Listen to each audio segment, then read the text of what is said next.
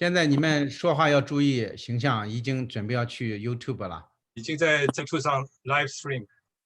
马上是上 YouTube 以后，你们就不能说这个那个的话了，至少不要说特朗普的话了。不要说影响形象的话，就是说。好了，已经连上了。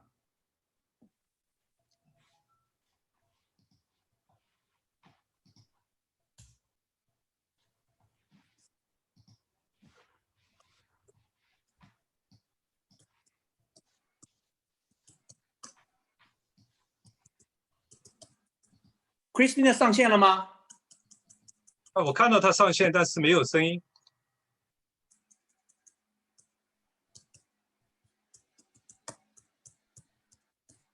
现在人不多呀，所以大家再在群里发一下呀。群里再发呀。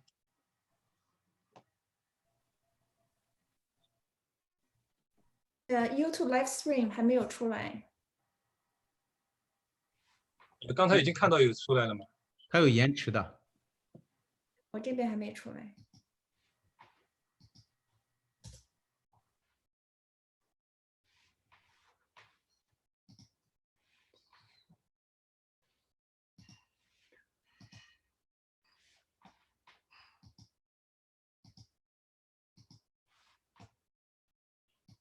出来。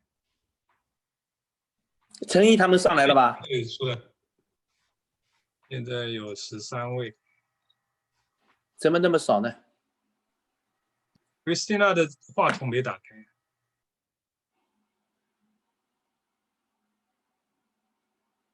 时间还没到，时间还有5分钟呢，一般都是。喂。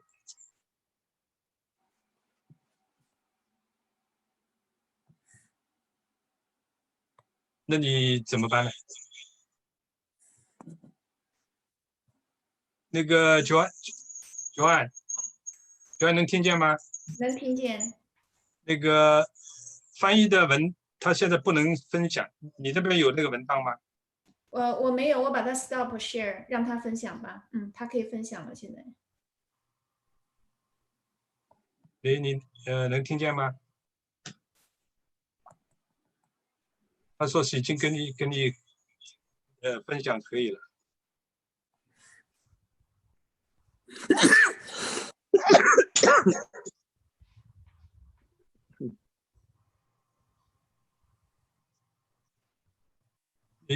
你不能分享，不能讲话。我把那个话筒给你打开啊，你再。你给他也设一个 co-host 吧。那个Jason 呢？Jason 能听见吗？哪一位我要给他做？就是那个 volunteer translator，volunteer translator， 你要给他一个 co-host。好了，可以了，可以了。volunteer 现在可以了，他说可以了。好的，好。现在人数在上升。大家好，可以看到我的屏幕吗？可以。可以了，看到这样的。最关键你要记住，那个主案要给那个参议员要及时要开那个话筒，你要讲之前的时候，参议员自己也要开。参议员是那个就是胡元豹。那我能把我把他 spotlight， 就大家只能看到他，可以吗？可以的。等他开始讲的时候是吧？对，他讲的时候，因为这之前还有其他的这个嘛，好吗？因为我这个现在人流在增加吗？对，20个一直在增加，不要担心。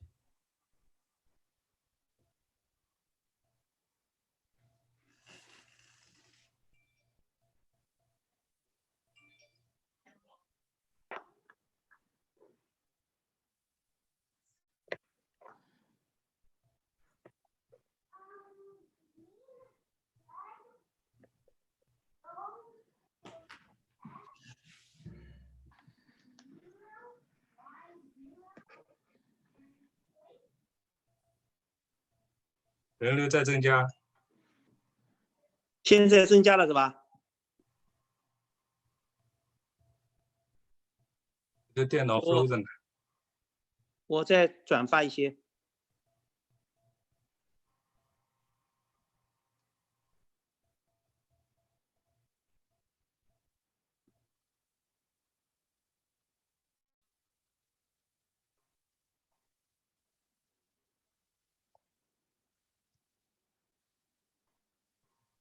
我这个 YouTube 怎么退出啊？退不出啊。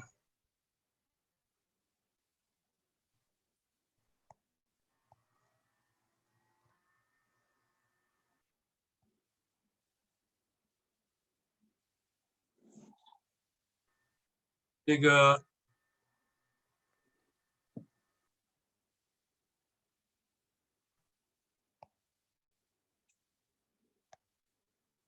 小飞，你现在整个视频给你分享了以后，就看不到别的情况。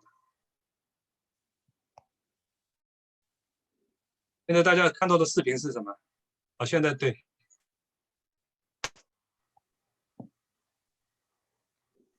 看到陈志栋了。陈志栋上来了吗？要跟他讲几句啊？看到他了，看到他了。但是他是要 unmute。Good. Okay, I'm here. 下午好，方强。Good afternoon. Tom，你知道那个进程了啊？没知道，不知道，你就是叫我说最后的讲几句话就是了。我把那个小川把那个就是我们的会议进程在上面发一下。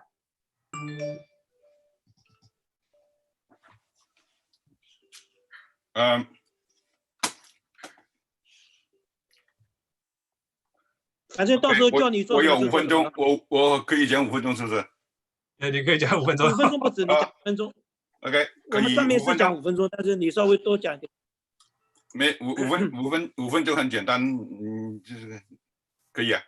你讲10分钟，你讲10分钟。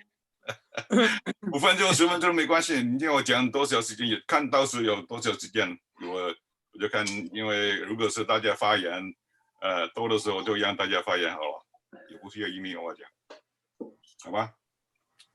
我们发言不开放啊，就是说大家有问题提上来呀。OK， 没问题，可以。这个能回到主屏幕吗？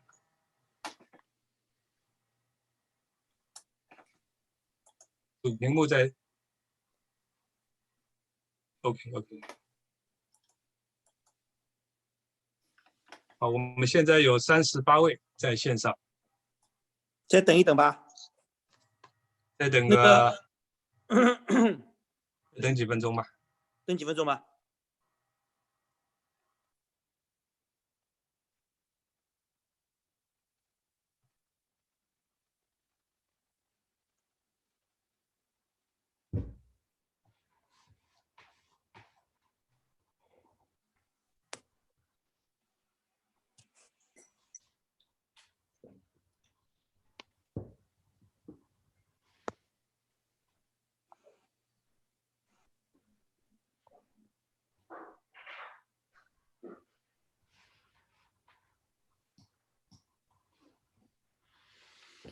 看到有戴口罩的啊。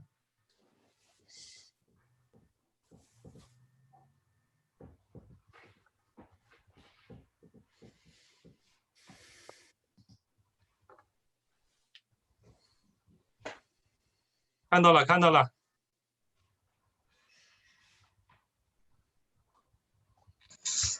打个招呼吧。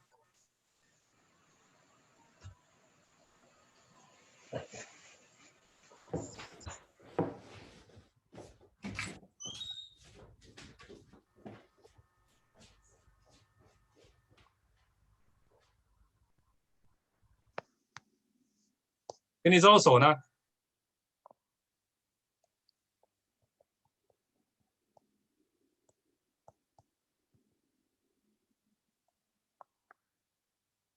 人数在快速增加。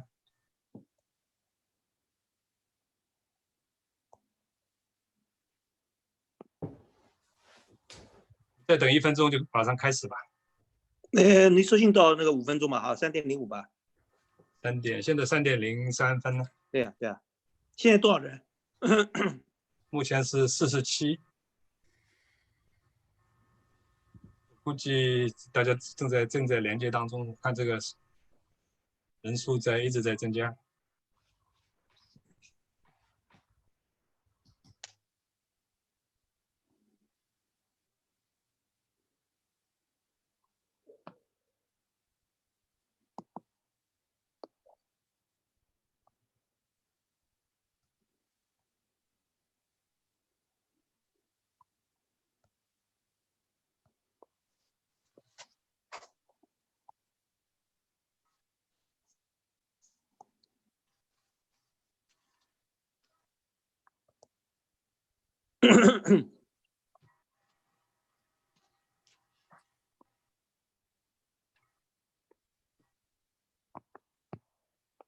现在人数走得快吗？现在还在47，保持在47。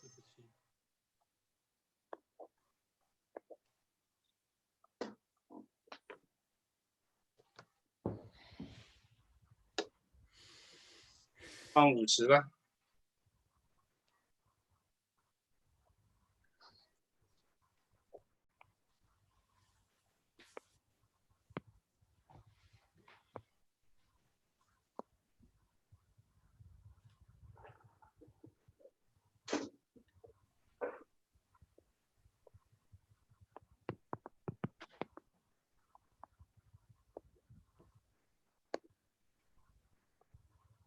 好，时间到了，现在我们3:05分，2020年5月23号下午3:05分，温哥华时间。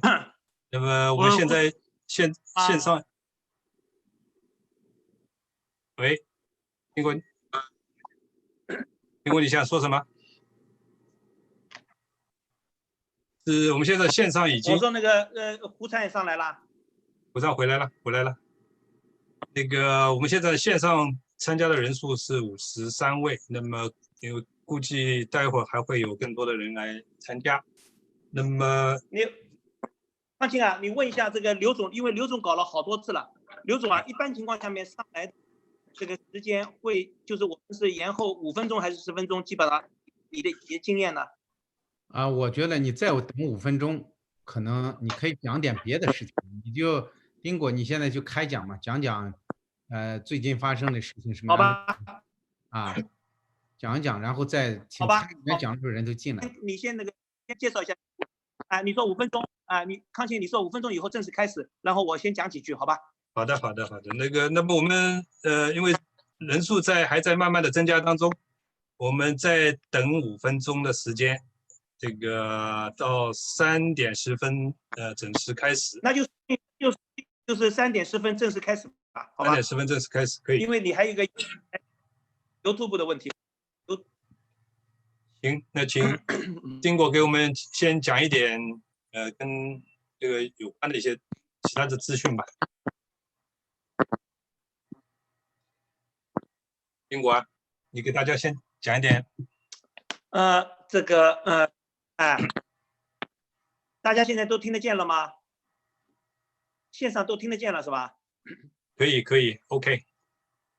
好 ，OK， 各位朋友，大家好。这个我们百人会呢，今天我们还没有正式开始。那么我们3:10分正式开始。我们现在也开放，你如果有意邀请朋友来参加的话呢，你现在也可以邀请进来，因为我们这个群呢还是足够的这个量可以进来的，所以大家可以这个参与，更多的人可以进来这个听，因为这是非常难得的一次机会啊。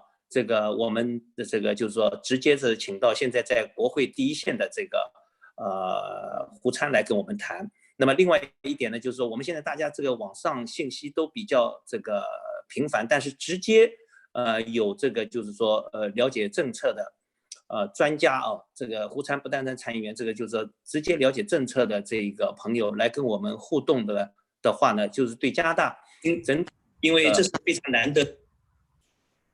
常难得的一个机会而且就是说我相信今天这个网上实际上是全球各地的都有一些朋友，有些专家学者，因为我也特别这个通知了一些专家学者，是全球各地的。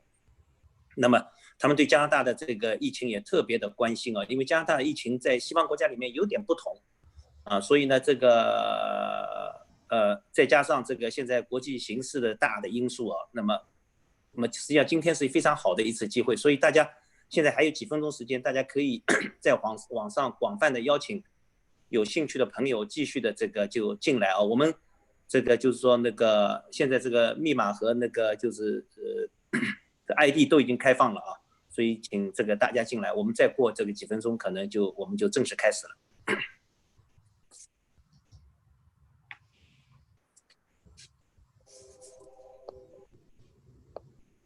趁这个时间呢，我先把一些这个 housekeeping 的一些东西先给大家介绍一下。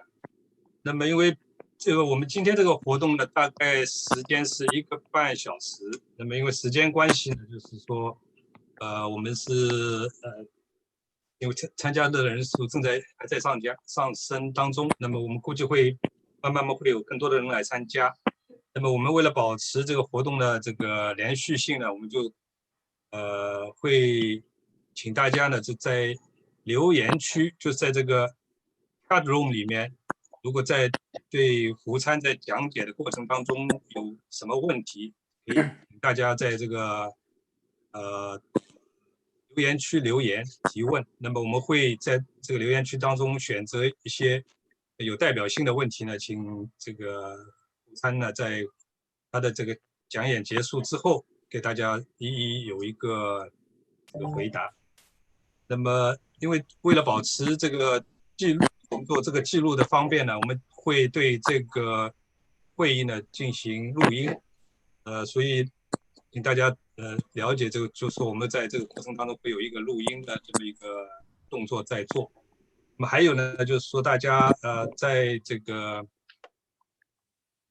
因为我们今天人数比较多，不光有学者，有这个本地的，也有东部的朋友，那么还有一些这个老朋友，包括一些媒体的朋友也在这个我们的听众当中，所以大家都知道一下我们这个环境的这个情况，因为我们这个活动本身是一个公开的活动。那么现在因为时间已经到了，我们就宣布正式开始。我先做一下自我介绍，我叫张抗清，我是这个加拿大百人会的研究部主任。能不能把图像换成我的图像？那么可能在座的对加拿大百人会有一些还不是很了解的话，那么我顺便趁这个机会呢，简单的介绍一下我们这个加拿大百人会的情况。那么加拿大百人会呢，其实是2018年开始这个成立运作的，它是一个会员组织，它是通过一个致力于用知识和战略来促进加拿大华裔社区最高利益的这么一个会员成员，基本上有会员和这个顾问来组成。它在加拿大 BC 省呢注册为一个非党派、非盈利的非政府机构。它主要百人会的主要的宗旨呢是4个字，就是献计献策，就是说立足华裔社区，为提升华裔的综合能力而献计，联合其他族裔，为促进加拿大平等、健康和可持续发展而献策。加拿大这个百人会的这个价值观，那么有这个8个字，叫理解、包容、诚信和互动。那么这是我们这个加拿大百人会的一个基本的情况。那么如果大家有兴趣了解的话，我们有一个网站叫ccs100.ca，ccs100.ca。如果大家有兴趣，可以到网上去做更多的了解。那么加拿大百人会呢，其实从成立以来呢，一直在做一些各种各样的这个研究工作和这个讨论会啊，包括这样形式的沙龙。但是以前呢，我们一般都会是传统的形式，但今年因为情况比较特别，我们所以采用了网上沙龙的这么一个这个新的形式。所以这个形式呢，因为在利用了这个新的技术，所以我们大家也是在探讨跟摸索当中，怎么来把这个新的形式做得更好。那么，每个月呢，我们一般沙龙呢每个月组织一次。那么这次呢，是我们非常荣幸的，就请到了这个湖源报参议员来给我们做这个讲解。那么在这个正式开始之前呢，我想再顺便给大家报告一个好的消息，就是说沙龙就是理发店开门。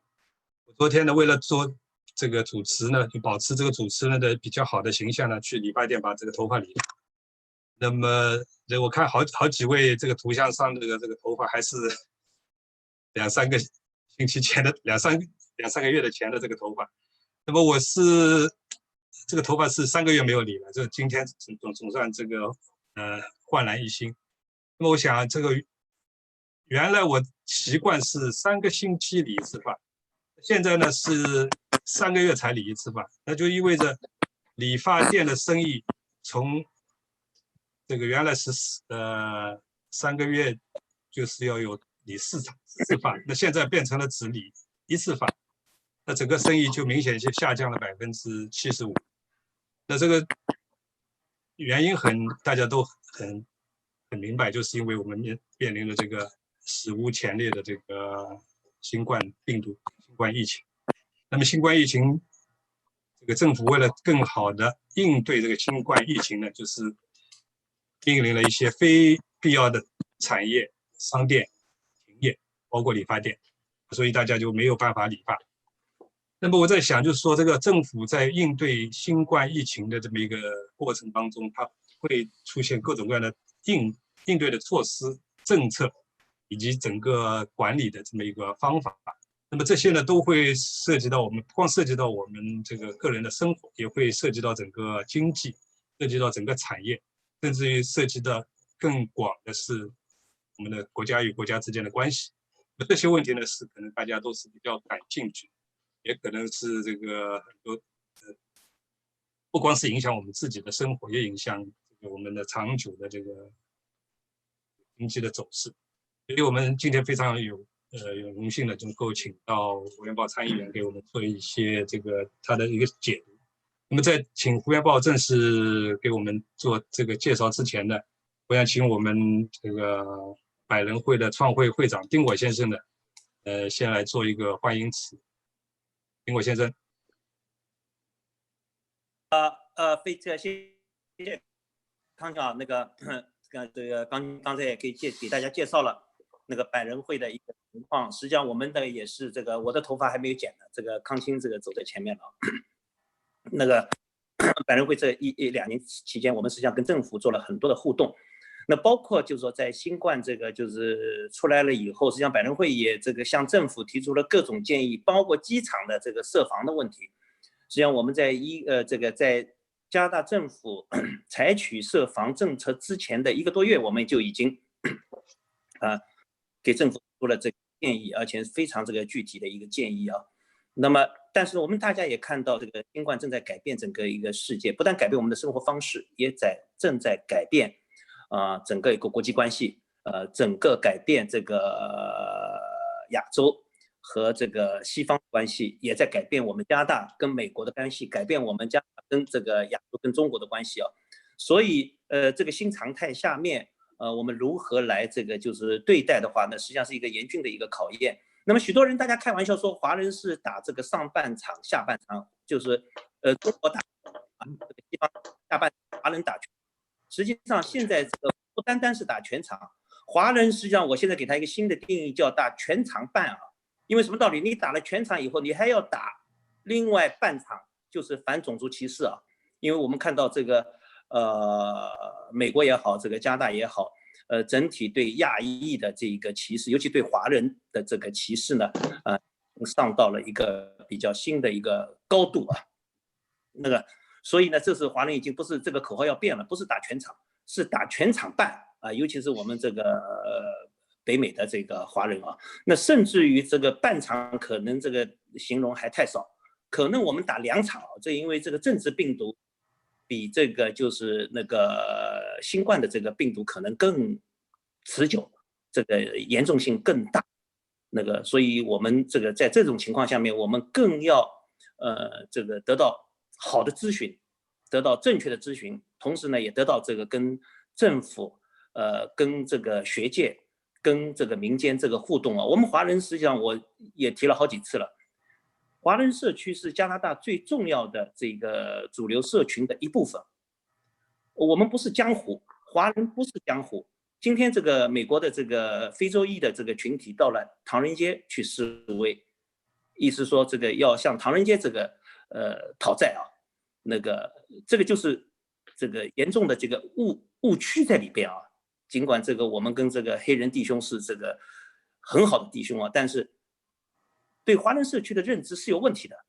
那么在这种情况下面，我们看到这个就是说，华人不是江湖，我们自己不要老是都在这个微信里面，认为微信就是我们的世界。我们生活在加拿大，我们也生活在微信里面。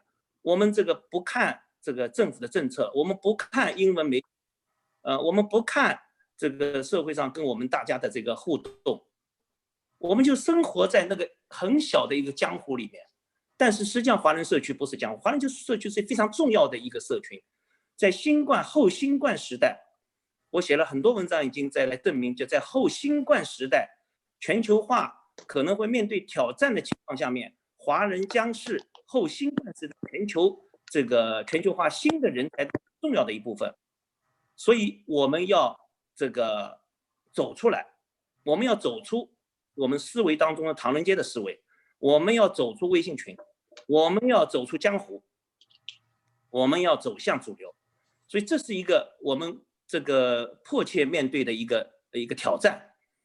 那么我们非常这个荣幸的看到，我们很多这个精英啊，在加拿大的各个层面，在国会的层面，在省议会的层面，在市议会的层面，或者在科技界、在经济界，都在发挥重大的影响力。而我们社群对他们的了解不是很多，这是非常可惜的。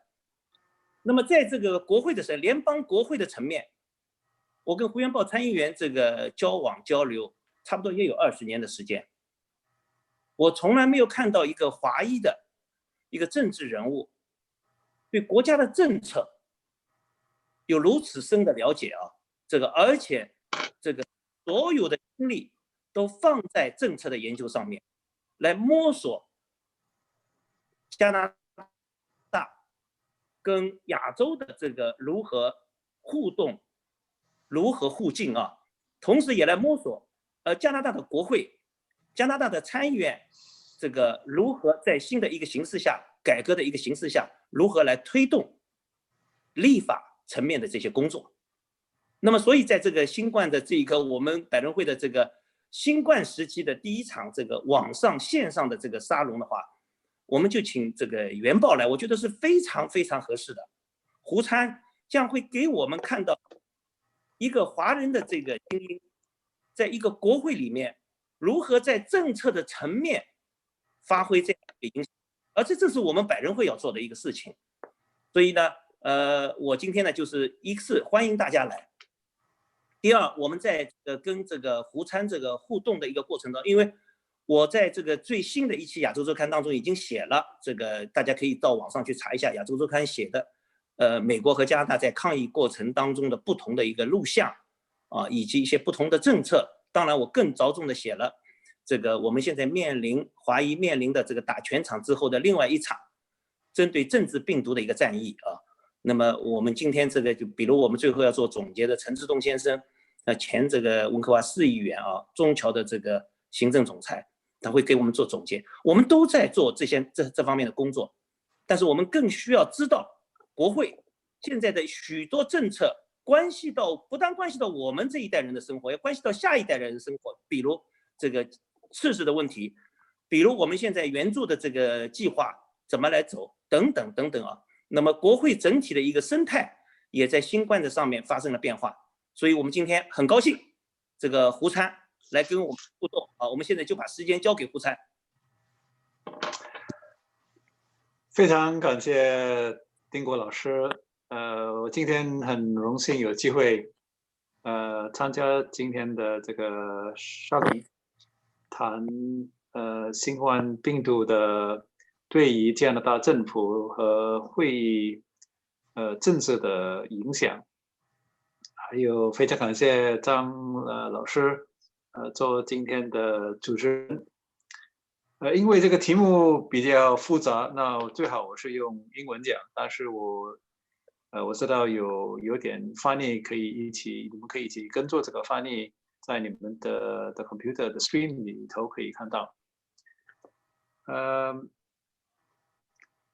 Let me start by reiterating that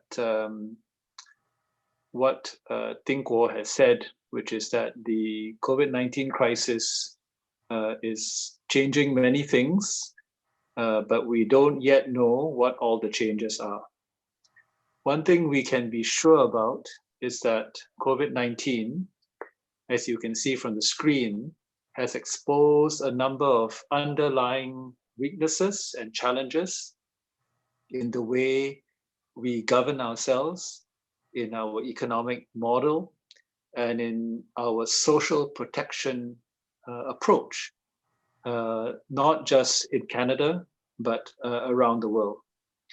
Now, we don't know whether this crisis and the way in which the government responds to the crisis will change any of these fundamental weaknesses that we have identified. We don't know if it will change the way we run our parliament. We don't know if it will change the way we organize our economy.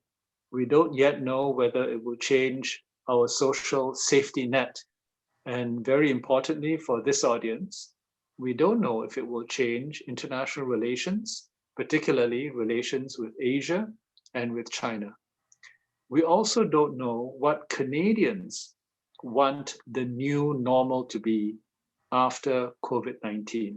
So these are some of the questions that I would like to discuss today, to give you some of my thoughts and also to hear your questions and your views. There are three parts to my presentation. The first part will be a brief analysis of the Government of Canada's response to the COVID-19 health crisis. The second part will be to discuss the politics of COVID-19. And then the third part will be to talk about the impact of the crisis on Chinese Canadians. But before I do that, I want to share with you some very interesting new data that I have had access to from through the Senate. And this is a national opinion poll that was conducted by a company called Abacus. This poll was done only a few weeks ago at the beginning of May. And you can already see some of the key findings that I want to share with you today as the backdrop to my presentation. So first of all, we have still a sizable number of Canadians, 37% of Canadians are worried or extremely worried about the situation. And while this number has fallen from a high of 41% a month ago, it is still a substantial proportion of our population. Secondly, basically the number of Canadians who are more worried today than they were 2 months ago is about 29%. Which is the same as the number of Canadians who are less worried than they were 2 months ago. However, we can see that fewer people are more worried today than they were on March 22nd. On March 22nd, nearly 70% of Canadians said they were more worried about the future. Today, only 29% believe that to be the case. The next data point I'm sharing with you is that 56% of Canadians believe that they will get the virus or somebody they know will get the virus. That's a very large number, and that will explain later on. You'll see in my presentation why the government is being very cautious about reopening and why Canadians are generally also very cautious about the speed of reopening. In fact, we still have nearly half the population, 45%, who think it will take 6 months or more before we can return to so-called normal conditions. In terms of the impact on Canadians, this poll found that 50% of Canadians are concerned about the long-term financial situation, including, quite frighteningly, nearly 30% who believe that their jobs will disappear after the crisis. Now, we don't know why they will disappear. It could be mostly because the businesses they work for will no longer be viable. That's one explanation. The other may be that there will be a new business model which will make their line of work redundant, and therefore their job no longer possible. And finally, I want to share with you this data point, which is on the question of when we should reopen the economy. And as of the beginning of May, we had a very strong majority of Canadians, 83%, who prefer to go slow, to err on the side of caution, rather than opening up quickly. In fact, as you see from the slide, only 17% think we should open up quickly. Now, the data may have changed. It's been 3 weeks since the poll was taken. I suspect it hasn't changed very much. And you will see later that this caution on the part of Canadians, I think, is influencing the government's decision to take a relatively conservative approach to the question of reopening. So let me go now to the first of my 3 major topics that I'd like to share with you. The first area I want to discuss is Canada's response to the COVID-19 crisis to date, and what are the challenges ahead. You know, the first point to make is that the government has based its response on a number of assumptions regarding this health crisis. The first assumption is that this is similar to the impact of a natural disaster on the economy.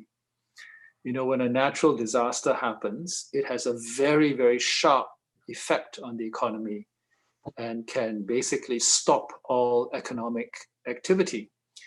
But once the disaster is over and people are no longer worried about the disaster recurring, then there's a rebuilding phase, and then there's a sharp upturn and a sharp rebound of the economy.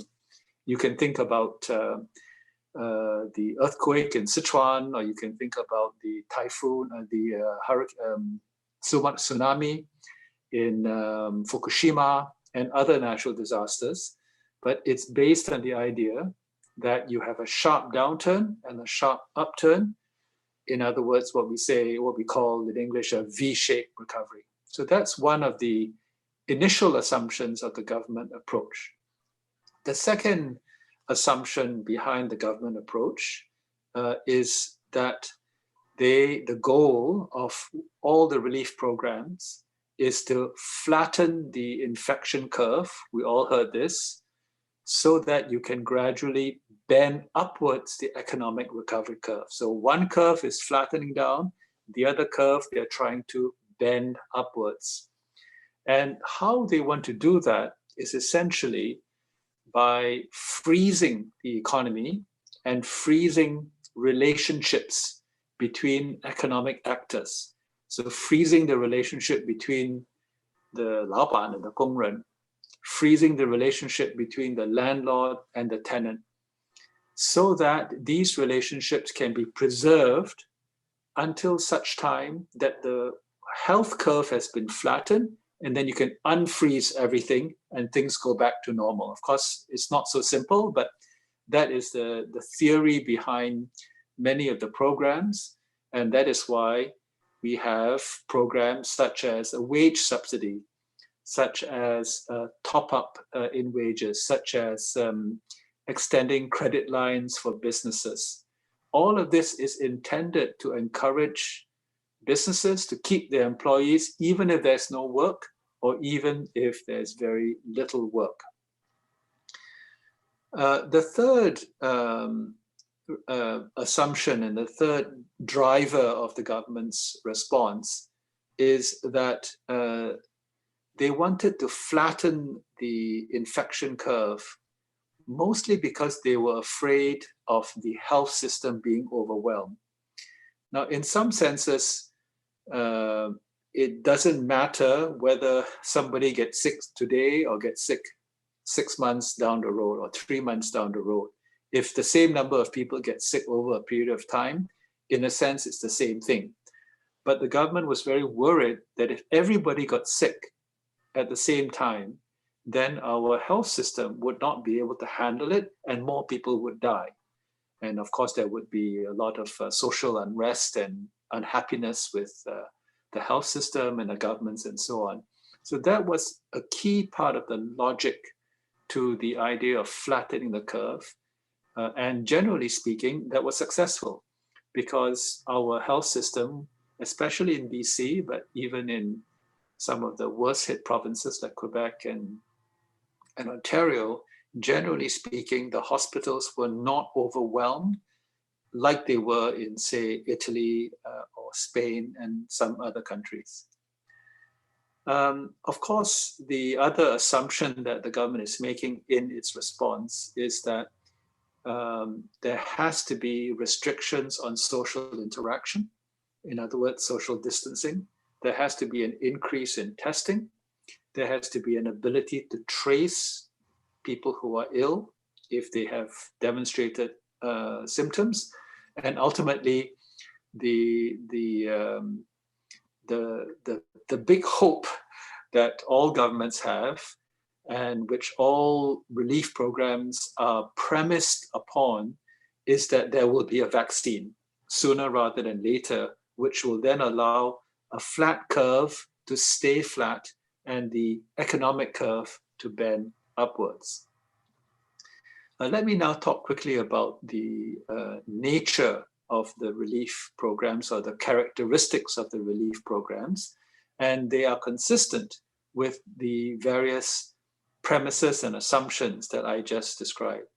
So first one is that the coverage of the relief programs should be as universal as possible. Everybody should be helped, regardless of whether they were actually fired from their job because the business was unviable, or that they were not able to go to work because they didn't want to get sick.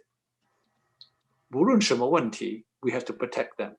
So that was a very important approach that the government took, supported generally by all the political parties, that they should, the relief programs should be as universal as possible.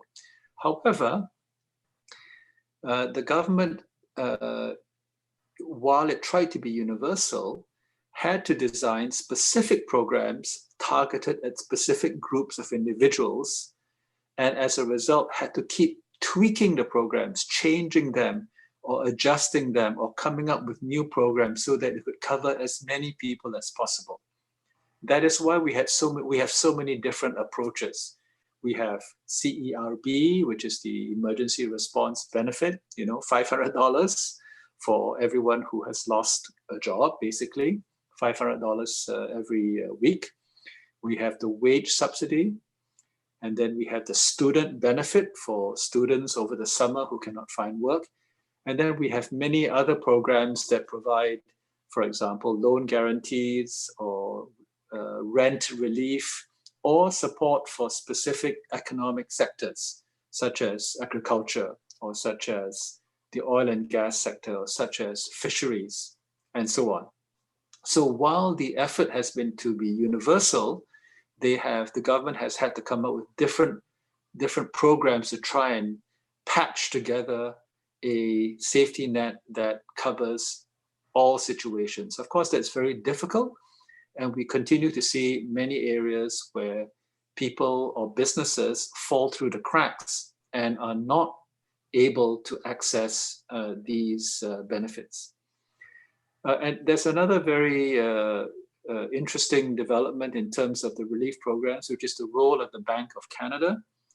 Of course, it is normal for the Bank of Canada to provide liquidity support during any kind of financial crisis. They do that by lowering interest rates, generally speaking, or by buying bonds to inject money into the system.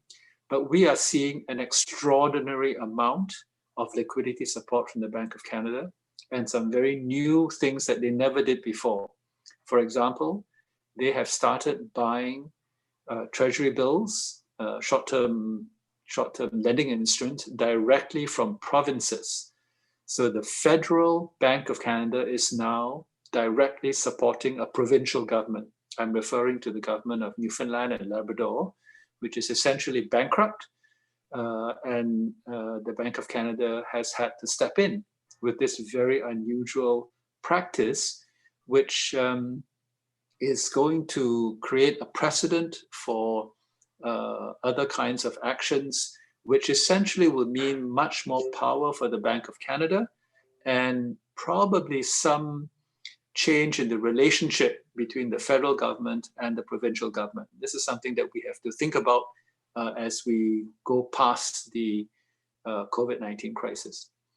And finally, a very important characteristic of all the relief programs is that they are all time limited. In other words, they will, generally speaking, they will all come to an end sometime in the fall. And this is because of the assumption, at least the initial assumption of the government, that this health crisis is like a natural disaster. There will be a very sharp downturn and hopefully a very sharp upturn. Therefore, all you need is to protect people for the downturn, and then you can stop the program right there.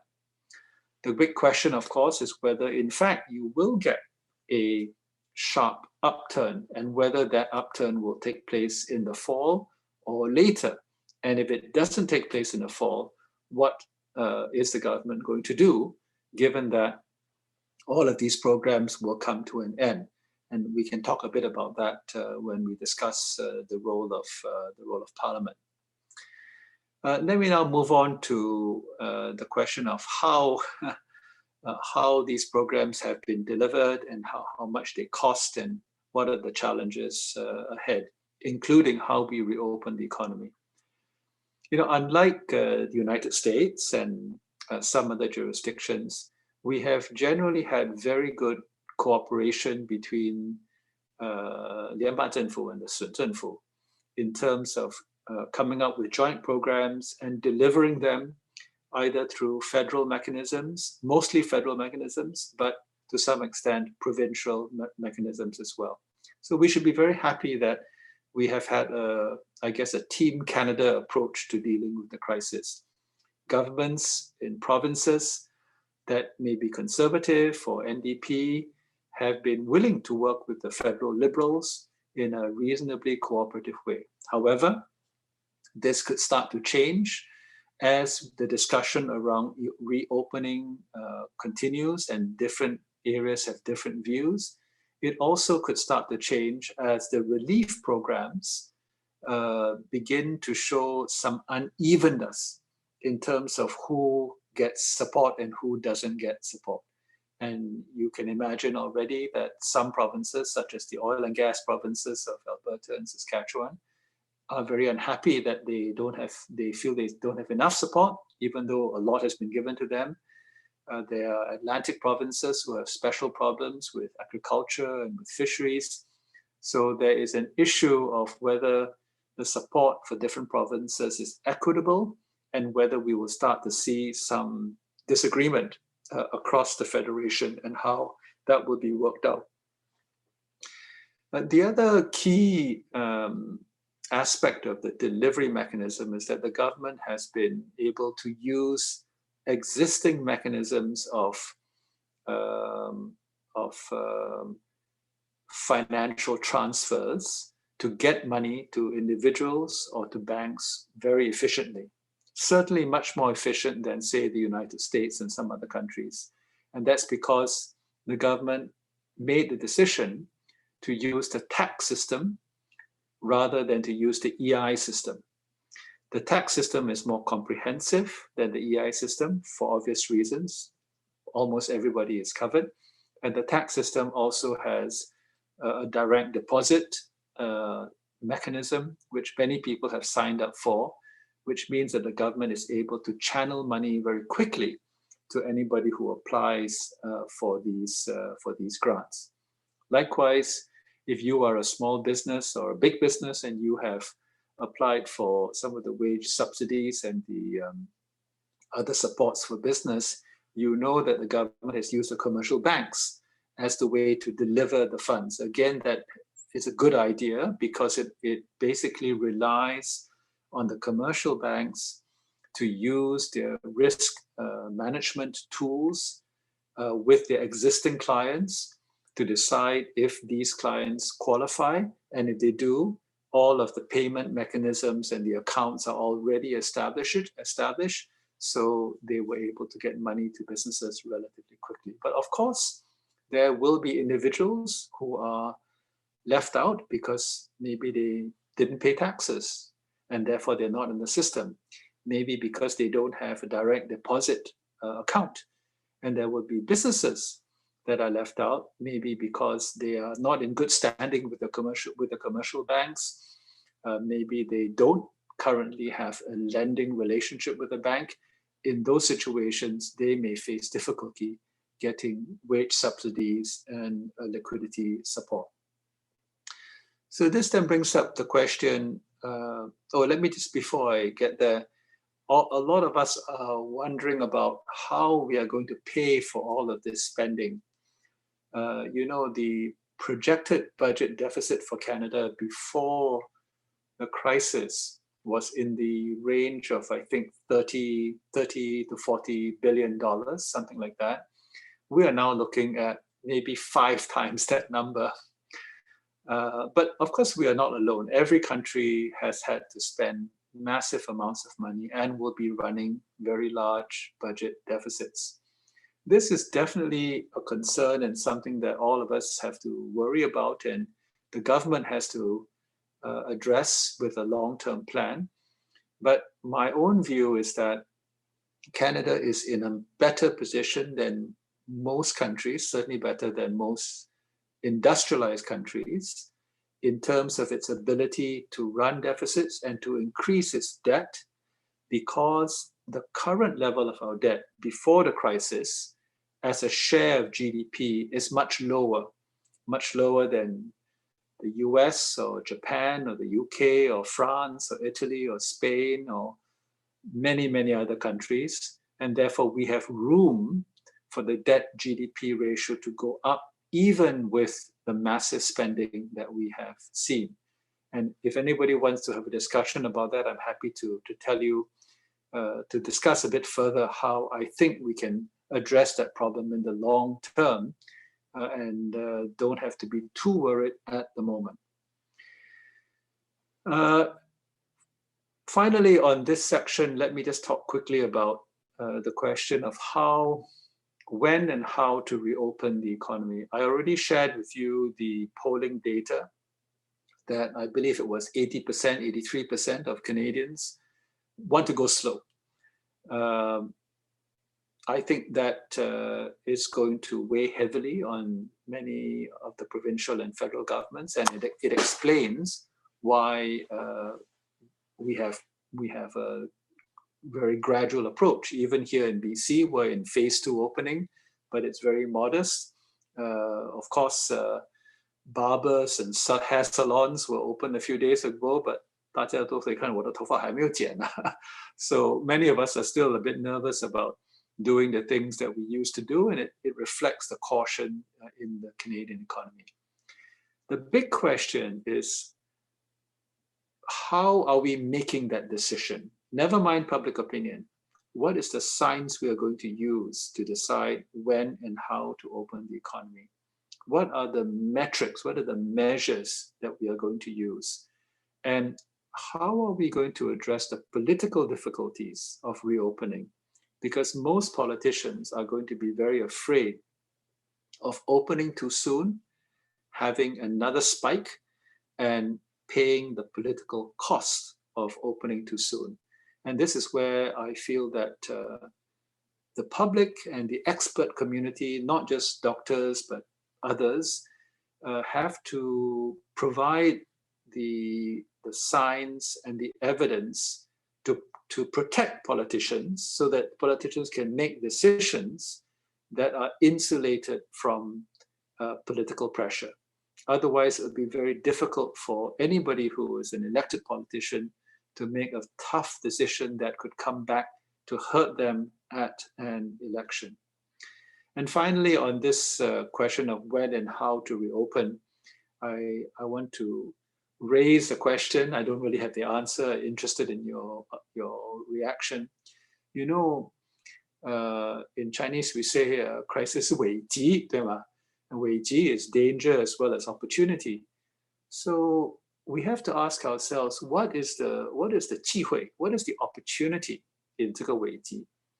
And what is the government thinking? What are our politicians thinking about what they want to change coming out of the crisis, because the crisis gives them an opportunity to do something that they could not do if it weren't for the crisis? What might that be? For example, is it healthcare reform? Is it, for example, the incorporation of the long-term care, the senior care sector into the formal healthcare system? Right now, as you know, seniors care is not part of the mainstream healthcare system. Does the public want that change to be the opportunity that we grab? Is it climate change? We all know that the air is cleaner, the waters are less polluted, the sky is more blue. In Canada, maybe it doesn't make such a big difference, but in Shanghai or Beijing or in Delhi and Taipei and Seoul, makes a very big difference. Is this the kind of opportunity that some governments want to take after the crisis because we have learned something during the crisis? And then there are other areas where there may be opportunities that governments want to grab because the crisis has provided them with that opportunity to grab it. So that's my brief discussion on how the government has responded and what the thinking is on reopening. Let me now move to the second area of discussion, which is the politics of coronavirus. I'll try and go a bit faster because I know time is short. Basically, Parliament and our democratic system has been disrupted. It's been disrupted because of health reasons, and therefore Parliament is not able to sit in the way that it has normally. However, there have been emergency sittings where a reduced number of MPs and senators will be in Ottawa to pass bills. But you have to understand that when we pass these bills, we do it in one day. We go there, we have a short debate with a small number of people, and by the end of the day, the bill is done. So a lot of the negotiations have happened even before the bill arrives in Parliament. Normally, many bills take weeks or months before they are passed. And there's a lot of debate and discussion, there are committee meetings and so on. We have not had any of that. So there are questions around whether this is the right way to pass laws. And the longer we keep doing this, there will be more and more questions. And the questions come not just from the point of view that the sessions are too short. It's not just that problem. It is also that the Parliament that is sitting to deal with these bills is not representative. What we call quorum, the minimum number of MPs that is required for the House of Commons to sit is only 20.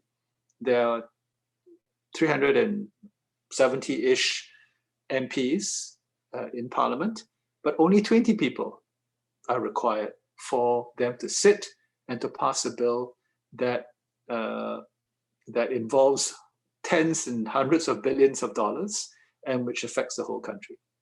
Furthermore, the people, the MPs and the senators who are able to go to Ottawa for those sittings, 是谁啊? Are those who are in 安省和 Quebec 省, because they are the ones who are close by. They can drive to Ottawa and be there for the sitting, whereas most MPs and senators from BC, from Alberta, even Saskatchewan, Manitoba, certainly from the north, from the Yukon, from Nunavut, from Northwest Territories, and senators from the east have great difficulty getting to Ottawa. So is it fair? 公平不公平? Is it fair that senators and MPs who are from the center of the country, Ontario and Quebec, get to make these decisions? Now, I've been quite lucky that I was able to be in Ottawa for 3 of the emergency bills. And I can just very quickly now tell you what the bills are. I won't spend much time because you can look it up as well, but the first bill we passed, the first emergency bill was C-13.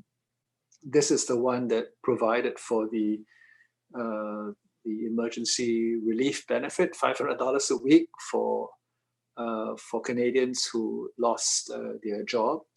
The second bill on April the 11th was basically to create the ability to have a wage subsidy. This is a 75% of wages for businesses that keep their employees, and the employers will get 75% even if they don't pay the other 25%.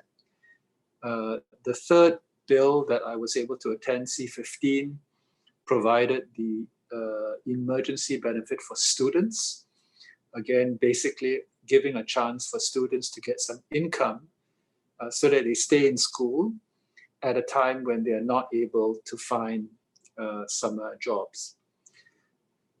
So, you know, there are many questions around whether the current model of parliament sitting is democratic, whether it's fair, and whether it can be continued. And just today, we heard from the Prime Minister that there will be a proposal to be discussed in the House of Commons next week to have Parliament come back at least 3 or 4 days a week in June. Some of the sitting will be in person. In other words, there will be 20, 30, 40 MPs in the chamber, and the other MPs will participate through video conference. I don't know if this will pass, but it's a way to try and get our democracy going again with better representation. And of course, the Senate will consider a similar proposal. Now, we are not unique in this situation. All parliaments around the world are facing the question of how to keep their democracy going. Of course, in China, even in China with the National People's Congress, they are meeting in person, but even they have had to adjust in terms of the length of the meeting and the amount of physical interaction. But in terms of parliamentary democracies like Canada's, whether it's the UK or Australia or New Zealand or Germany, there are many adjustments that they have made to allow for virtual sitting, to allow for electronic voting, to allow for meetings in places other than the traditional parliament building. And generally speaking, Canada is behind. We have not moved as quickly or as aggressively to come up with alternative ways for our parliament to continue. So a big question for us is, are we willing to move even further? And are we willing to make permanent changes to our parliament so that in the future, if there's another disruption, we can switch to a different business model? The simple question is, for example, whether we will allow virtual parliament meetings as a regular event, whether it's for the parliament as a whole or whether it's just for certain committees. And then finally, on this point here, I just want to raise some questions about what will be the political mood in the country after the crisis. Will Canada respond post-COVID to what we learn by becoming more inward-looking? Will we be more nationalistic? Will we be more populist? Will we want to close our borders, whether it is closing borders to trade or investment or to people movements? How much pressure will there be on Canada to follow the United States? If the United States is taking a policy of closing its borders, do we want to be inside the American fortress, or are we willing to be outside? And of course, there are major challenges regard whether we choose to be inside or outside. And there are a whole range of very concrete challenges that we are going to have to face around food supply, for example. How much of the food that we consume do we want to grow within Canada? Or are we going to continue to be open to imports of food products, essential food products?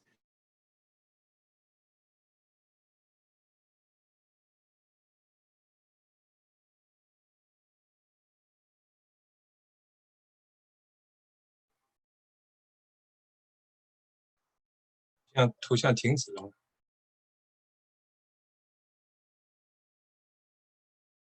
可能是他的那边网络断了。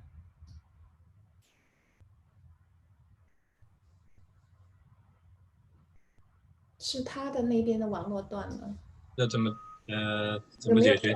有没有电话打给他？是他那边的。他可能都不知道他的图像断了，网络断了。对。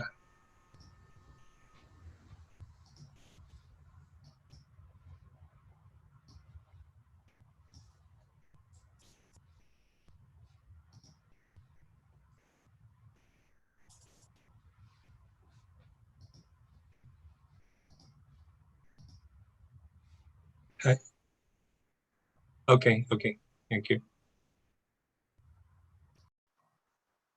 他那个知道他正在重新连接当中。现在我们就是在等普昌回来的这个同时，我们这个刚才有些朋友进来晚了，我们再简单的介绍一下我们今天的这个活动呢，就说是会有普昌先把他的这个准备的一些看法给我们先介绍一下，就是介绍加拿大的一些这个对防御的工作，这个从政府的政策等一系列的措施，以及政治上的考虑，以及后期的一些这个情况的反应。那么这个介绍以后呢，就是说欢迎大家就他讲的问题或者大家关心的问题呢，提出一些问题。那么因为技术上的原因呢，我们欢迎大家呢在留言区把你们想要了解的问题呢，就是你打在留言区，那么我们会在留言区选择合适的这个有代表性的问题呢，在这个时间内，就是尽量的请普昌给我们做一个回应。我看到有人举手，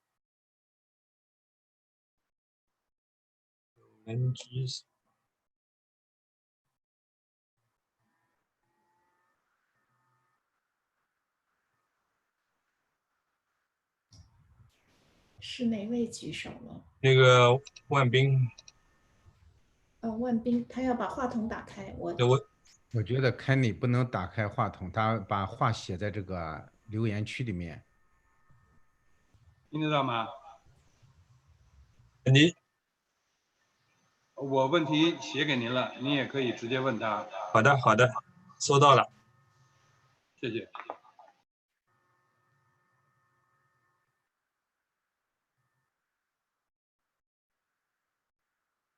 Kenny， 大家可以听到吗？可以听到。可以。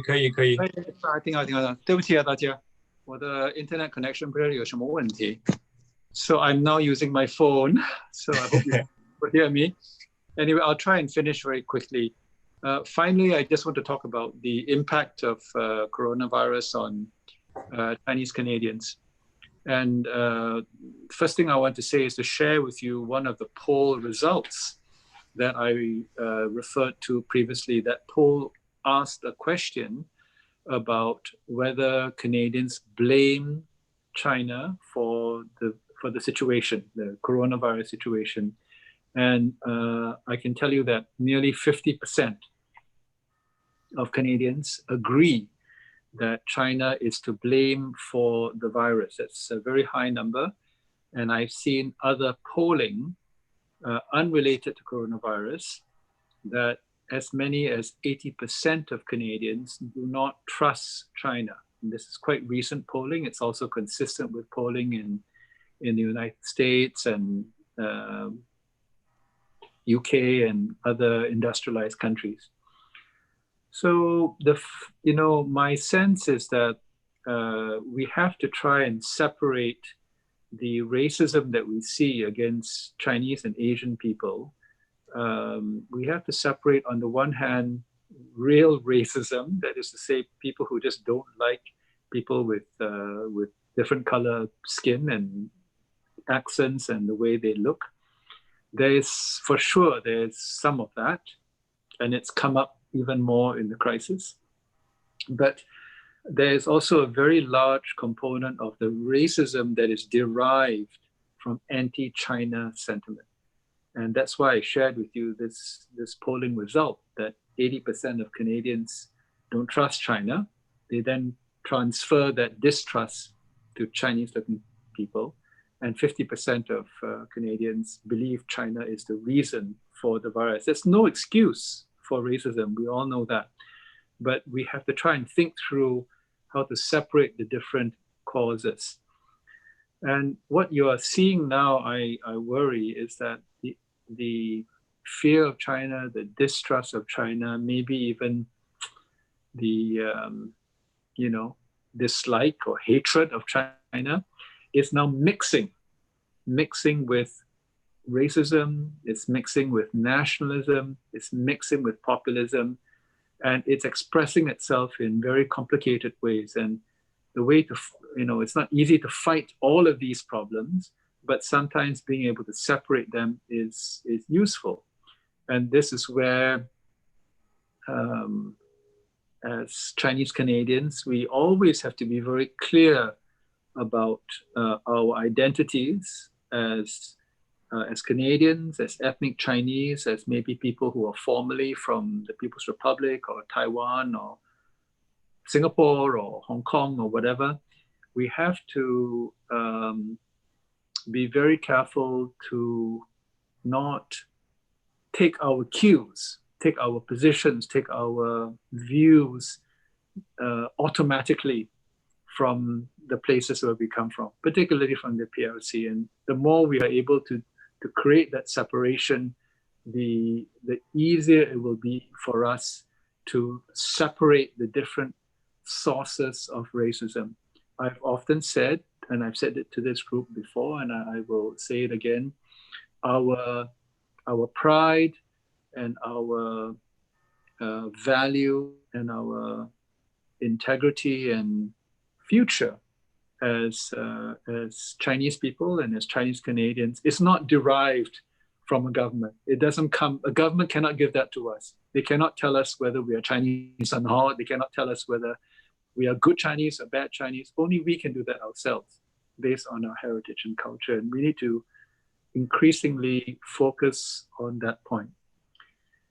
Having said that, I'm very worried that the mainstream in Canada, including a lot of my friends and political leaders and business leaders and media leaders, are falling into a very dangerous trap where they are using what I call a litmus test to demonstrate the loyalty of Chinese Canadians in this country. The litmus test, I don't know how you translate that in Chinese, but essentially you use a piece of paper, you put it in the water, 红色就不行，蓝色就行.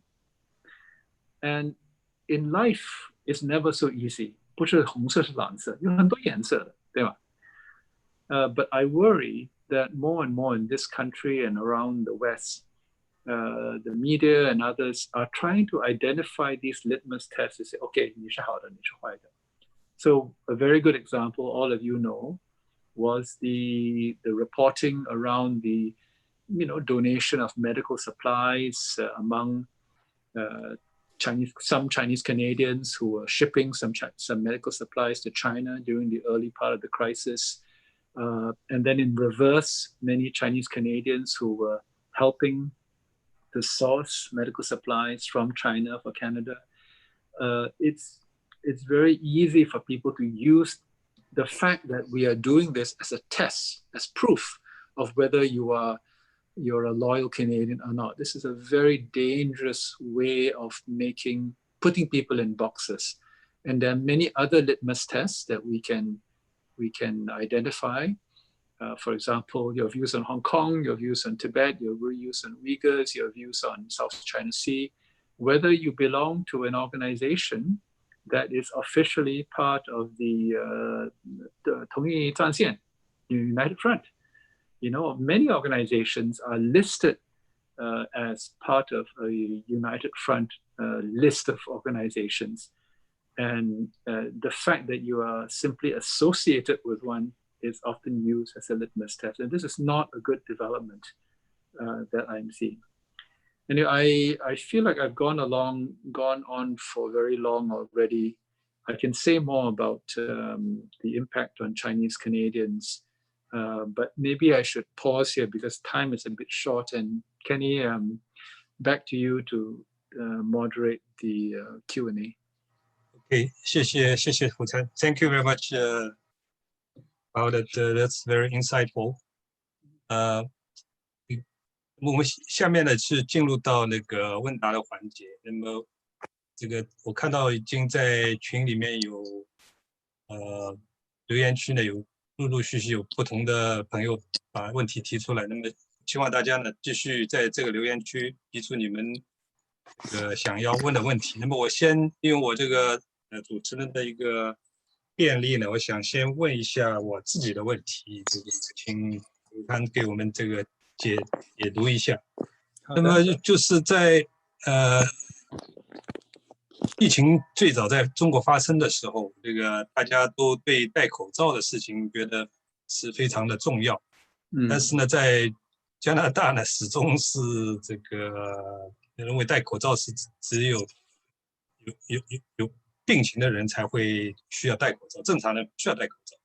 所以在早期呢，在加拿大呢就出现了被戴口罩的人出现了严重的歧视，甚至于暴力攻击的现象。那么这个当然最初戴口罩的很多都是亚裔，特别是来自中国。那么就是戴口罩就变成了一个你受歧视的一个特征。那幸好在这个里面之后，那后来到最近一两个星期呢，现在变成了是大家都政府就号召大家戴口罩，那么就是而且是呼吁大家戴口罩的人呢，不要对没有戴口罩的人产生歧视，因为有些商店，比如说是不让不戴口罩的人进去，那么就变成了整个 move to the opposite， 就整个就是说对现在是对不戴口罩的人有歧视。那究竟这里面是一个怎么样的一个情况？那么我注意到就是胡参在国会开会的时候，你也曾经受到捐赠口罩的捐赠，那么我就跟你同事一起分享，那个你在开会的时候也不知道你有没有戴口罩？有穿口罩。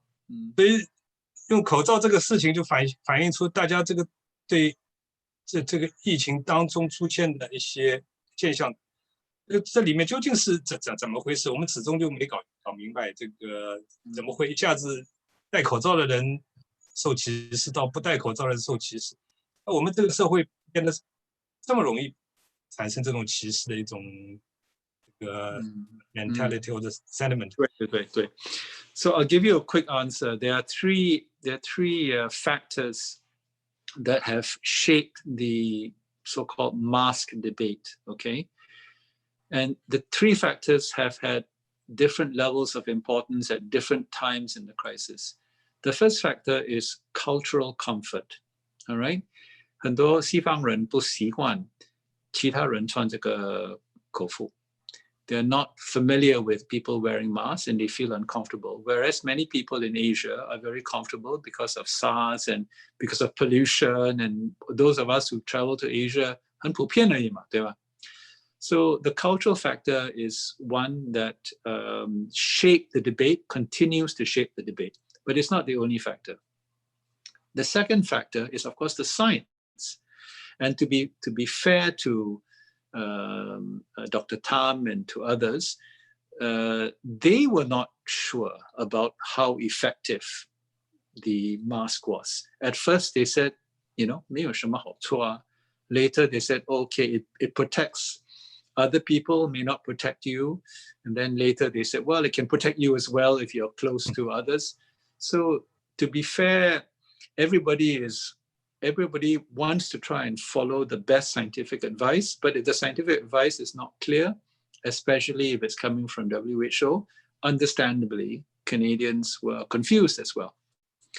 The third point, which hasn't been discussed very much, I think in a way is the most important. It is that a lot of the advice from our leaders to not wear masks was not because of the science, not because of the cultural dimension. It was because 不够, there weren't enough masks. There weren't enough masks for healthcare workers. But 他没这样说法，他没这样说。They said, just don't wear masks because, oh, maybe it's not very useful or whatever. But the reality is that they were worried that if everybody in the country started buying masks, there wouldn't be enough for our nurses and our doctors and so on. But I wish they had said that. However, to say that, of course, is a bit embarrassing because it means that we're not prepared. So 这是我简单的回复。谢谢。就问答这段时间，请翻译把画面切换到这个胡参的画面吧，因为大家翻译的部分还是比较对，这样比较好一点。胡参，我下面就是在留言区看到有几个问题都是比较类似的，就提出就是说目前啊，对加拿大出现了在疫情之后出现这么多的这个歧视亚裔的情况，那你刚才也提到了，就是说它既有真正的这个传统意义上的这种真正的对种族的这种歧视这种现象，也有是因为对这个排华这个对中国的这个好感度下降以后产生的对中国的不喜欢而产生的这种歧视的现象。那么从加拿大政府的角度来说，或者从一个lawmaker 的角度，因为你是参议员，你跟国会议员都是一样，就是一个 lawmaker， 就是制定法律的人。那么怎么从法律跟这个我们政府来做出合适的措施来防止这种现象？ That one's a very complicated, very difficult question. Yeah. I mean, the simple answer is that racism is unacceptable, hate speech is unacceptable, and any acts of racism will be condemned, by all politicians and by the media and so on. So the law is on the side of those of us who are fighting these racist acts towards Asian or any other minority. The problem is that, as I said, the racism is partly derived from a fear, maybe even a dislike and distrust of China. And China is not helping. Okay, I'll be very honest with you. Our ambassador, Canada to Dominic Barton, he gave a speech in Montreal where he said that Zhengguo de Ranshili has been damaged by China's lack of transparency and this very unusual actions. And all of that is feeding into the distrust of China. which is spilling over into some racist acts, some of which are overt and some of which are subtle. I think what, the challenge after the crisis, when Canada has to again focus on the China relationship and how to manage its relationship, for sure, it is much more difficult now than even it was 3 months ago. Actually, it was getting better. And next week, as you all know, there will be a decision in a Vancouver court. It may make things better or it may make things worse, but for sure, now it's worse than it was 3 months ago. And I think what we have to insist on as Chinese Canadians is that we don't want any litmus tests of our loyalty. So wearing a mask should not be a litmus test. Whether you belong to an organization that happens to be listed as a United Front organization should not be a litmus test. If you take the view that you want to help source medical supplies from China to help Canadians, that should not be a litmus test. 有好有坏，但是 that's not a litmus test. 你不可以说你是反华还是爱华，反家还是爱家。So we need to be open to the idea that Chinese Canadians take many different views on Hong Kong, on PPE, on South China Sea, and so on. And the views that they take, whether it's pro or anti, in themselves should not put them into a box to say that you are disloyal to Canada or you're loyal to Canada. There are different views. 我们讨论吧. That's what we should be doing. So that's not a full answer, but I'm fighting very hard the litmus test approach to China policy, because if we have litmus tests, then 这个纸啊，你放进去，拿出来是红色，你不敢说话了，没办法了，对吗？ So that is what I'm afraid of. 谢谢胡琛。这个接下来我有几个是媒体界的朋友就报这个的问题。第一个问题呢是这样的，就是说华裔社团呢现在碰到很多的问题，被英文媒体啊追踪指责报道不少。那么这个今后这华裔社团应该怎么生存？那你认为政府对这些社团是不是会做那种 litmus test 的那种现象的出现？很多华裔社团。I mean, I think I've partly answered the question already. You have to judge the value of an organization by the work that it does, by its actions, by its mission, and its statements, public statements, and so on, and not assume that the organization is an agent of the Chinese state or is by definition disloyal to Canada just because it happens to be recognized by the Chinese government or listed as a 统一战线 the organization, or even if there are views taken by an organization that may align in some ways with the views of the Chinese government. Now, we have to be careful on this. We stand in Canada for a number of values most Canadians share, transparency, accountability, democracy, human rights, and so on. And people who take positions against these values will be criticized, no question. But there are many subtleties of international relations that people, Chinese people and non-Chinese people, can take, which may be aligned with what Beijing is saying.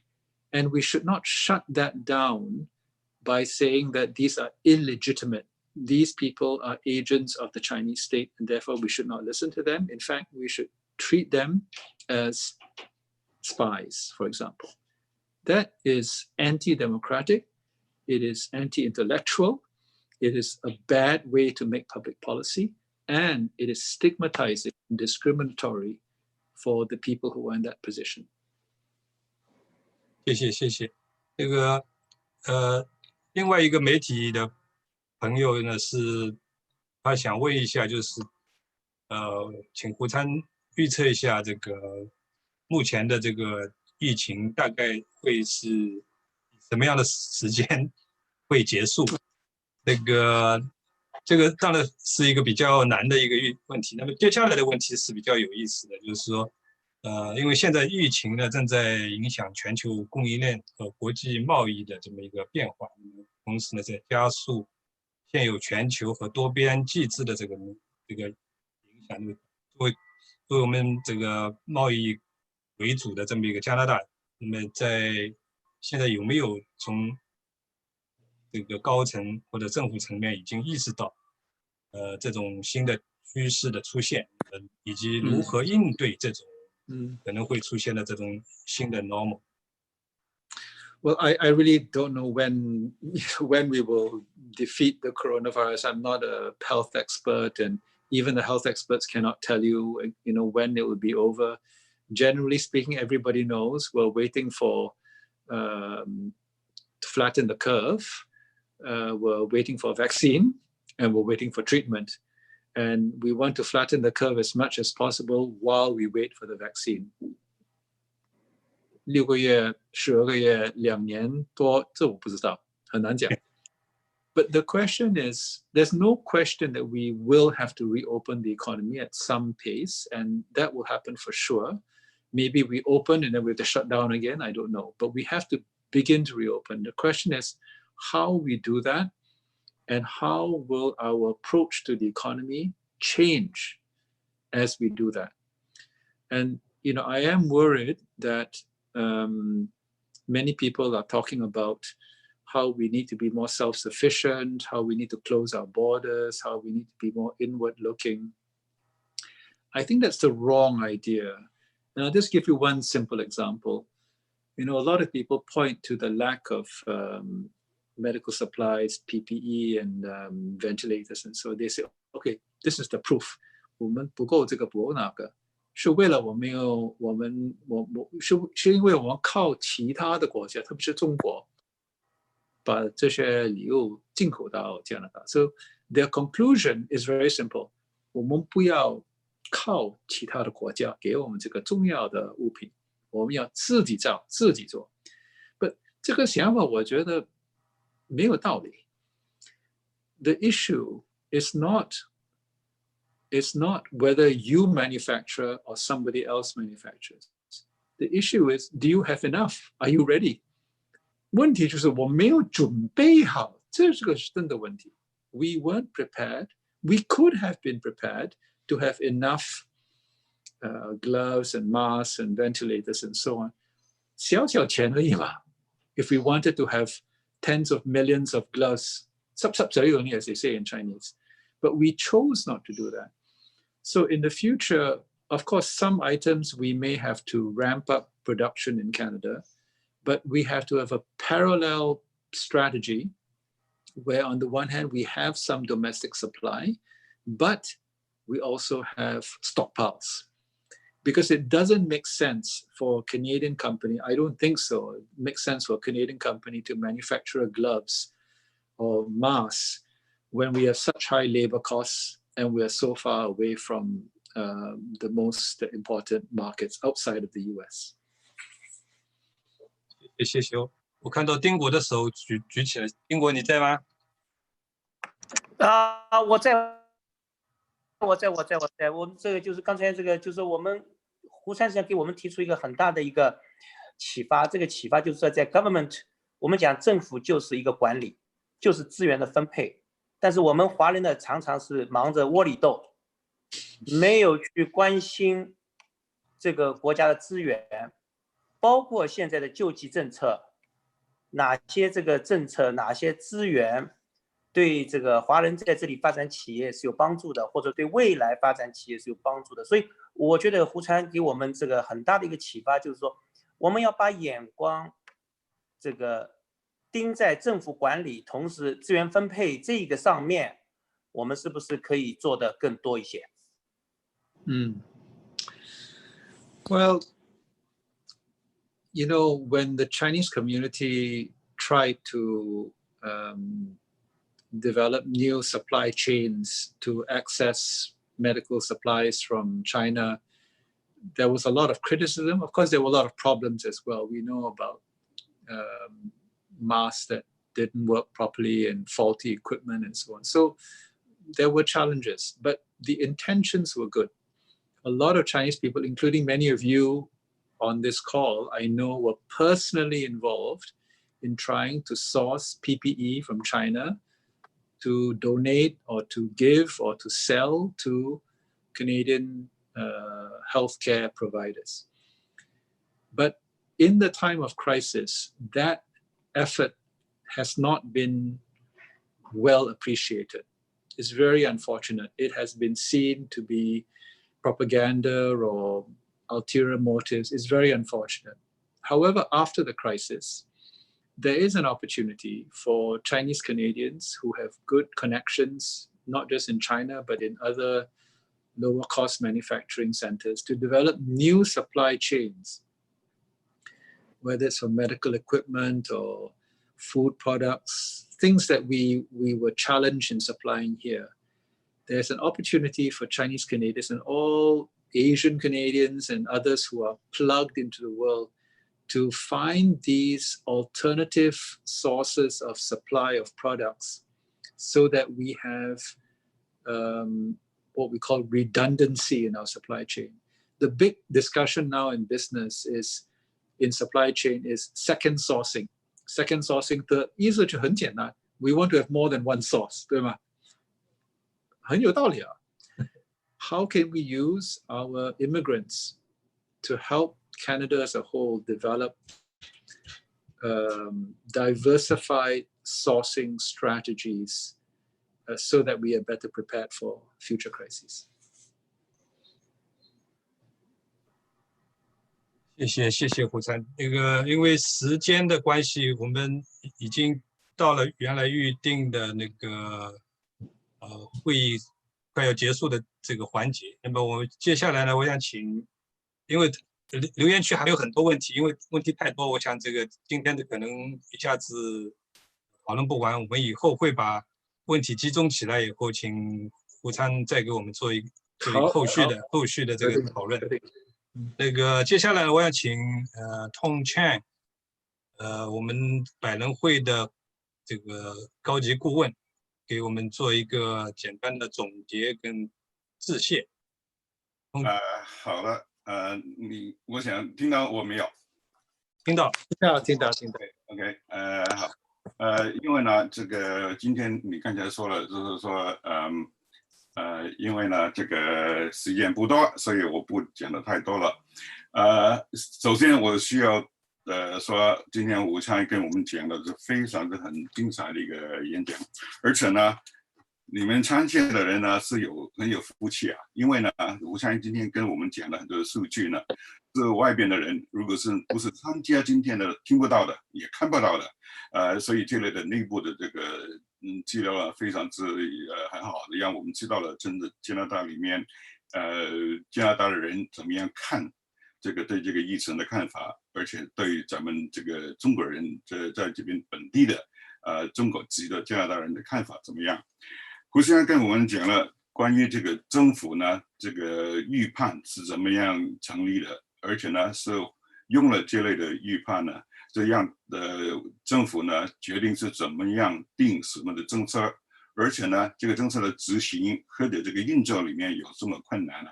这类的这个问题，我想也是大家如果不是参加今天的这个沙龙的时候呢，是看不到听不到的，所以今天大家就是很有耳福了啊，而且呢，他跟我们也派了一个定心圆，是什么呢？因为呢，大家看到现在的政府派这么多的钱出去，用了这么多钱，而且呢，所有的钱不是自己有的，而是呢从借贷出来的，所以我想很多人心里面也担心，就是说，哎呀，以后这个国家怎么样还这个国债呢？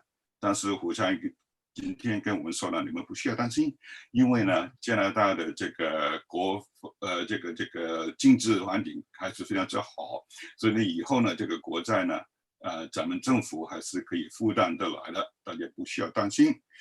但是呢，他讲了一堆的事情呢，我想凸显出来，我想跟大家讨论一下的，就是他讲的这个litmus test 是一个定型的这个测试。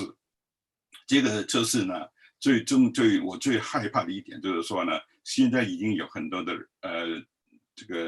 全媒体已经呢，就是说因为你在这里买了这个口罩，送回这个你的组织国，所以呢，你就变成是一个统战部的这个给利用了，你不是一个真正的加拿大人？如果以后呢，再把它发展到，如果是你什么的社团的，你这个社团，因为你跟这个有传媒也好，有这个加拿大政府的这个情报局说成你是这个统战部的议员的时候，一部分有没有经营也不需要，就是他们如果是这个传媒这样报道的时候，就把你这个机构，而且呢，你所有的会员都变成是一个不是忠诚于加拿大的一个个人或者机构的时候，我想这个是对咱们来说是一个非常糟糕的一个问题。我看到在这个留言区里面有白毅先生已经提出来，就是问我们需要做些什么，可以呢就把这类的这个案的这个把它这个推翻，而且也是今天呢虎参呢跟我们讲的一个重点之一。我希望以后白人会开会的时候，在这个有机会去讨论的时候，也把这个话题呢提出来讨论一下。因为看到现在的情况，很多人对中国的不满意，他们对中国的中国人跟加拿大，不管是在这里第3代、第2代的中国人，他们看不清楚，分不清楚，很多时候就把对中国政府的不满意，就把它卷到咱们在这边的这个移民的身上面去。你最近看到的已经有很多的这个侮辱华人的这个亚洲人面孔的黄皮肤面孔的人的事情在发生，所以我们不能让这个事情发展下去。希望大家留心一下我需要讲的就讲到这么多，因为时间的关系所以谢谢吴山士，吴山很感谢你今天跟我们分享了这么多，我自己学了很多的同时人们的内部的这个资料我是看不到的，你让我们看到了，感谢。谢谢Tom。那个今天因为时间关系，我们就马上就要结束了。那在结束之前呢，我再一次代表加拿大百人会呢，对所有参加今天的这个论坛的沙龙的这个听众、观众呢，表示非常衷心的感谢。因为大家在周末、星期六能抽出时间来跟我们分享一段有意义的一些讨论，这个是非常感谢大家的这个参与。同时呢，也非常感谢胡参挤出时间给我们做这么精彩的一个分享。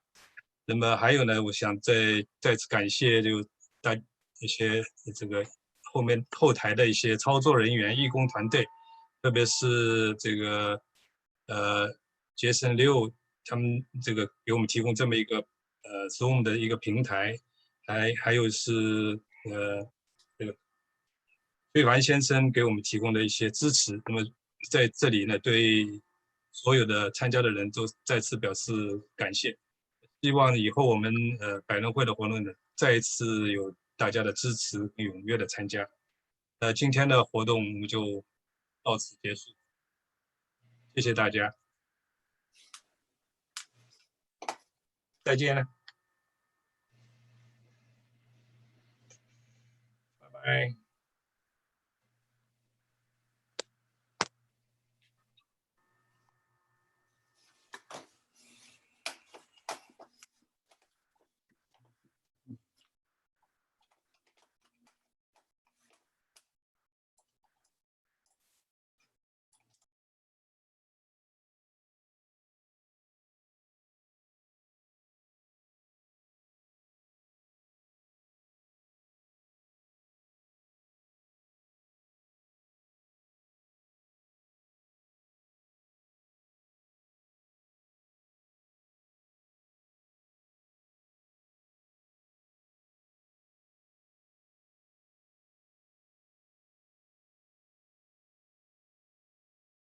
小船还在线上吗？康青在线上吗？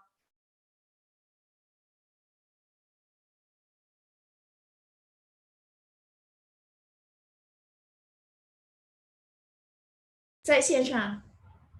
哦，怎么样？大家总结一下。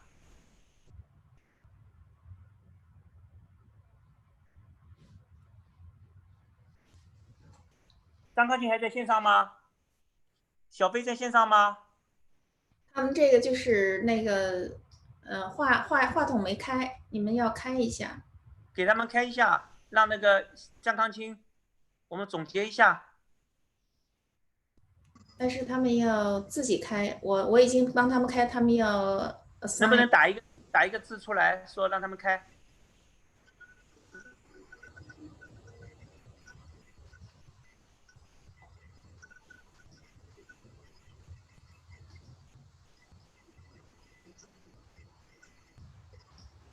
他们应该是都可以听到的，然后自己把话筒打开就好了。哦，那个他们听得到的是吧？对，都能听到。大家都在吗？康青、小飞，胡川已经走了是吧？胡川在吗？现在还有17个人。没有，就是最终是我们后台的那个刘毅，谢谢啊。那个还在吗？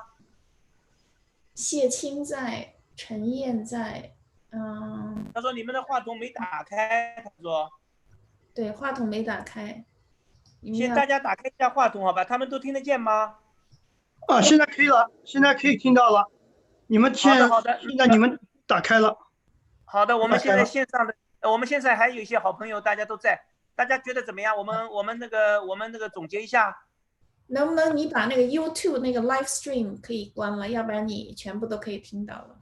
好的，把 YouTube 关掉行吗？